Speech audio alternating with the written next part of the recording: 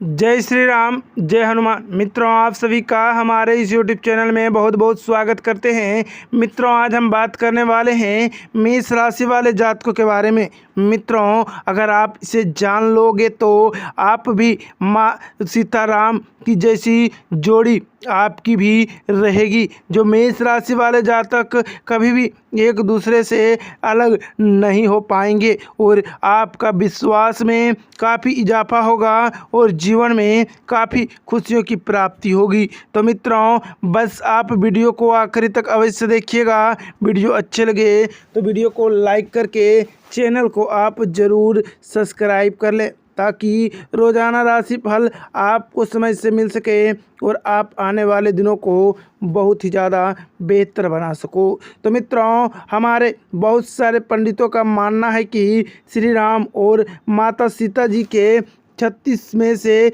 36 गुण मिले थे। आज भी जिस लड़के और लड़कियों के पूरे 36 गुण मिल जाते हैं उसे तो पंडित की तरफ से भगवान द्वारा बनाई गई श्रेष्ठ जोड़ी का खिताब मिल जाता है। जैसे सीताराम की जोड़ी, कई पंडितों द्वारा ये कहा गया है कि सीताराम के 36 में से 36 गुण मिले थे, परंतु सवाल यह है कि श्री राम और देवी सीता का शादीशुदा जीवन कभी ठीक रह पाया था। तो पंडित द्वारा 36 के 36 गुण मिलने पर राम सीता जैसी जोड़ी कुछ ही समय के बाद कोच कचहरी के चक्कर काट रहे होते हैं। अगर क्या आपको सचमुच कुंडली में मिलने वाली 36 गुणों का इस बात का पुष्टि करती है कि अमूल जोड़ी की बनेगी या नहीं। तो मित्रों, माता पिता द्वारा तय किए गए विवाह में दो अनजान व्यक्ति शादी के बाद खुद को जीवन साथी के रूप में ढालने की कोशिश में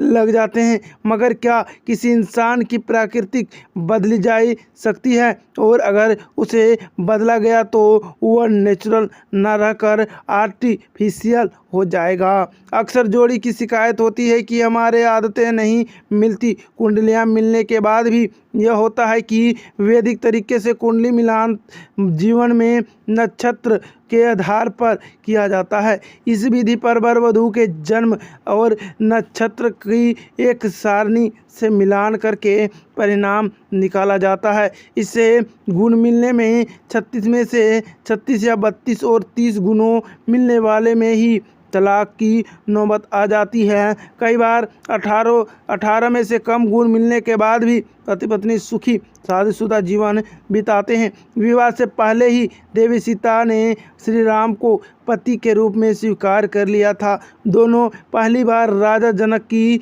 पुष्प वाटिका में मिले थे। वहाँ देवी सीता विवाह के पहले गौरी पूजा कर उससे सुख वैवाहिक जीवन की कामना करने आई थी और प्रभु श्री राम अपने भाई लक्ष्मण के साथ पुष्प तोड़ने आए थे। प्रथम भेंट में ही दोनों एक दूसरे को पसंद कर चुके थे। श्री राम के इस दोहे को मनु जाहि राउ मिलिए सो वरु सजस सुंदर सावरे। मित्रों, इसका मतलब है कि श्री राम जी को देखने के बाद देवी सीता माता गौरी का पूजन करते वक्त मन ही मन उनके विनती करती कि पति के रूप में उन्हें ही श्री राम प्राप्त हों। माता गौरी उन्हें आशीष देती कि उन्हें पति के रूप में श्री राम की ही प्राप्ति होगी। धनुष भंग करने से सीता राम विवाह बंधन में बंध जाते हैं। साथ ही साथ इनका और एक भी आदर्श जोड़ी के रूप में आपको मिलती हैं। आपको बतला दें कि अयोध्या में श्री राम निर्माण हेतु नींव रखी गई है। इस राम मंदिर भूमि पूजन को देखने सभी राम भक्त खुशी से प्रफुल्लित हो उठे हैं। भगवान राम और सीता माता में कई ऐसी खूबियाँ थी जिसे हम बहुत कुछ सीख सकते हैं।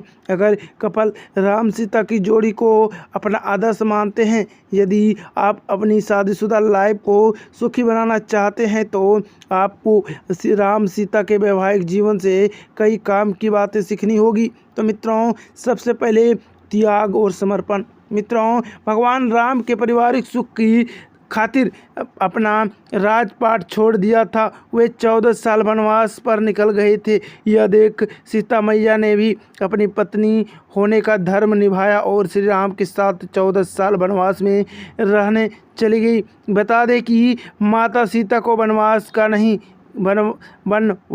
नहीं कहा गया था, लेकिन अपने पति का साथ देने के लिए उन्होंने अपने भौतिक सुख सुविधाओं का त्याग कर दिया था। यही त्याग वाली भावना आज आपके ज़माने में भी लागू होनी चाहिए।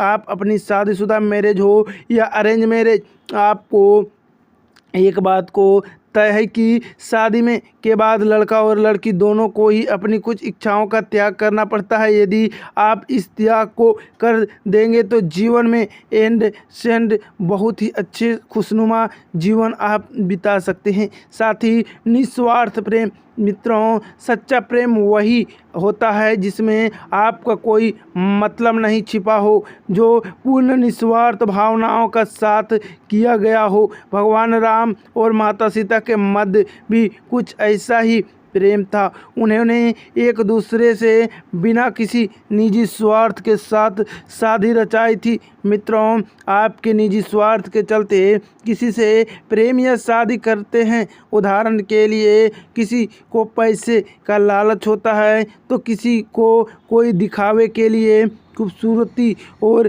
परफेक्ट लाइफ पार्टनर्स की तलाश करता है। यदि आपके प्रेम में भी कोई निजी स्वार्थ हो तो रिश्ता जल्द टूट सकता है। इसलिए शादी उसी से करें जिससे आपको निस्वार्थ प्रेम हो। साथ ही ईमानदारी, यह तीसरा नींव। भगवान राम और सीता माता के रिश्ते में पूर्ण ईमानदारी थी। वे हमेशा एक दूसरे के सच्चा प्रेम करते थे, किसी और लालच में नहीं आए। उन्होंने एक दूसरे से जो वादा किया था उसे निभाया। माता सीता को बचाने के लिए श्री राम समुद्र तक पार कर गए, कई खतरनाक राक्षसों से लड़ाई की थी। वही कारण है कि लंका में रहने के बावजूद माता सीता के मन में हर पल श्री राम ही रहते थे। आज के ज़माने में भी लोग को अपने रिश्ते में ईमानदारी, वफादारी और कमिटमेंट पर फोकस करना चाहिए। यदि आप इन चीज़ों का अनुसरण करते हैं तो आपके जीवन में और आपकी ज़िंदगी में कभी कोई दिक्कत नहीं आएगी। आप बस अपने पार्टनर्स का हर मोड़ पर साथ दें, उनकी हर दुख और तकलीफ के उनके साथ ही बने रहें। फिर जो आपको जोड़ी की मिसाल देगी। वैसे आपको भगवान राम और सीता के वैवाहिक जीवन की कौन सी बात आपको अच्छी लगी, आप कमेंट बॉक्स में अवश्य कमेंट करें। आपके दिन काफ़ी शुभ और मंगलकारी हो। जय माँ लक्ष्मी, जय माँ विंध्यवासिनी, जय माँ दुर्गा, जय कुबेर देव, जय शनिदेव, हर हर महादेव, जय भोलेनाथ, जय ब्रह्मचारिणी माता, शैलपुत्री माता। आपका दिन शुभ और मंगलकारी हो। जय माँ दुर्गा।